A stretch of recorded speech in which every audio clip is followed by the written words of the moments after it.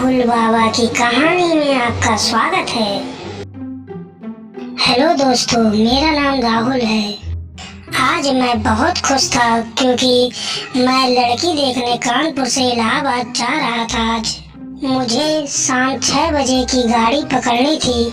मैंने सामान की पैकिंग पूरी तरह से कर ली थी। मैं समय पर स्टेशन पहुंचकर गाड़ी का इंतज़ार करने लगा और थोड़ी ही देर बाद गाड़ी भी समय से आ गई और मैं अपनी सीट पर जाकर बैठ गया। थोड़ी ही देर में गाड़ी भी चल दी और मैं खिड़की की तरफ सर रखकर बाहर के नज़ारों को देखकर मन ही मन सोचने लगा, राहुल पता नहीं वो लड़की कैसी होगी जिसे देखने तो मैं जा रहा हूँ, पर चंद घंटों की मुलाकात में कैसे पता लगाऊंगा कि वो कैसी है। पता नहीं वो अच्छी होगी भी या नहीं, जीवन भर मेरा साथ निभाएगी कि नहीं, समझदार होगी भी या नहीं, या फिर आजकल की लड़कियों की तरह ही बस। यही सब सोचते सोचते राहुल को नींद आने लगती है और वो सो जाता है। रात को 3 बजे मेरी नींद खुल जाती है और मैं क्या देखता हूँ, गाड़ी रुकी हुई है।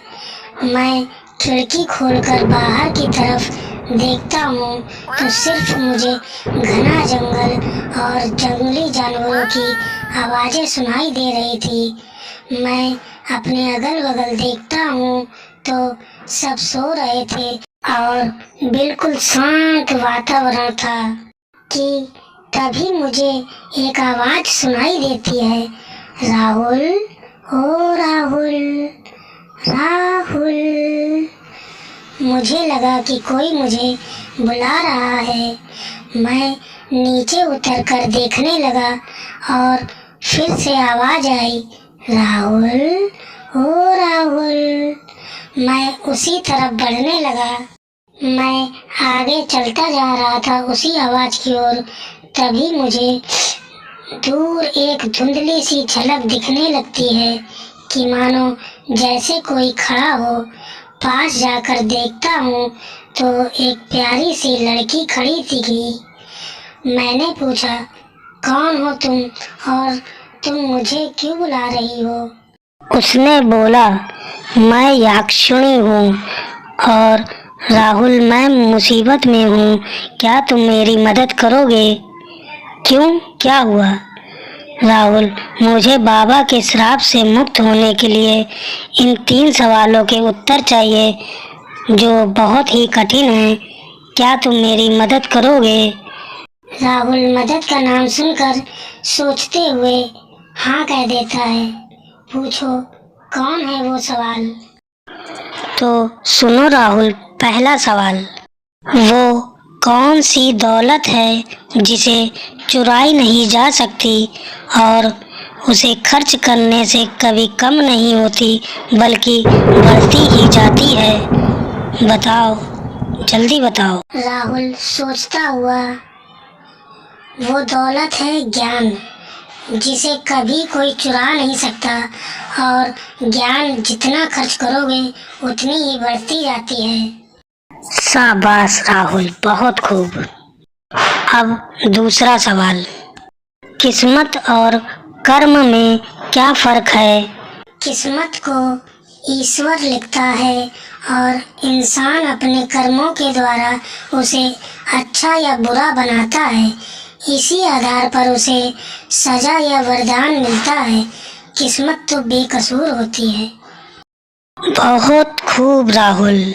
अब तीसरा सवाल, जो बहुत ही सोच समझ कर जवाब देना राहुल।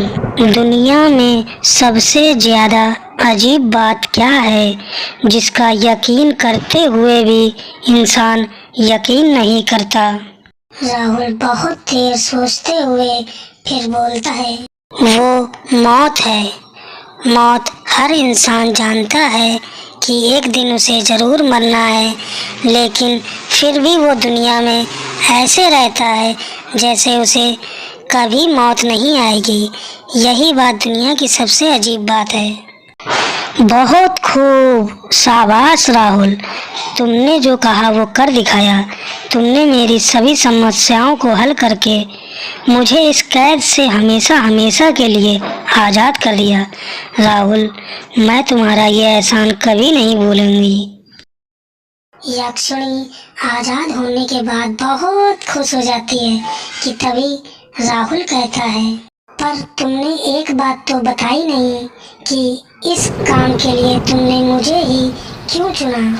क्योंकि राहुल, इस कार्य को वही भाग्यशाली इंसान कर सकता था जिसकी किस्मत में 3, 6 और 9 की शक्तियाँ विराजमान हो। मेरे पास कहाँ 3, 6, 9 की शक्ति है? अभी बताती हूँ। अच्छा बताओ, तुम्हारी जन्म तारीख क्या है? 18/7/1991। ठीक, अब इन सभी अंकों को जोड़ लो, कितना आया? 36। ठीक, अब अपनी तारीख को जोड़ लो, कितना आया? 819। देख लो राहुल, मिल गया ना? 369। राहुल, 369 की यही तीनों शक्तियाँ बहुत ही भाग्यशाली व्यक्ति को मिलती है। ये बात सुनकर राहुल बहुत ही खुश हो जाता है। राहुल से खुश होकर यक्षिणी कहती है, मांगो राहुल, तुम्हें क्या चाहिए? नहीं नहीं, मुझे कुछ नहीं चाहिए। मुझे तो बस आप इतना आशीर्वाद दे दें कि मैं एक सफल और अच्छा इंसान बन सकूं जीवन में। क्यों नहीं? राहुल से खुश होकर यक्षिणी उसे भोजन के लिए निमंत्रण देती है और फिर राहुल और वो दोनों भोजन करने लगते हैं। राहुल कहता है, इतना स्वादिष्ट और लजीज भोजन मैंने पहले कभी नहीं किया था। पेट ही नहीं, आत्मा भी तृप्त हो गई।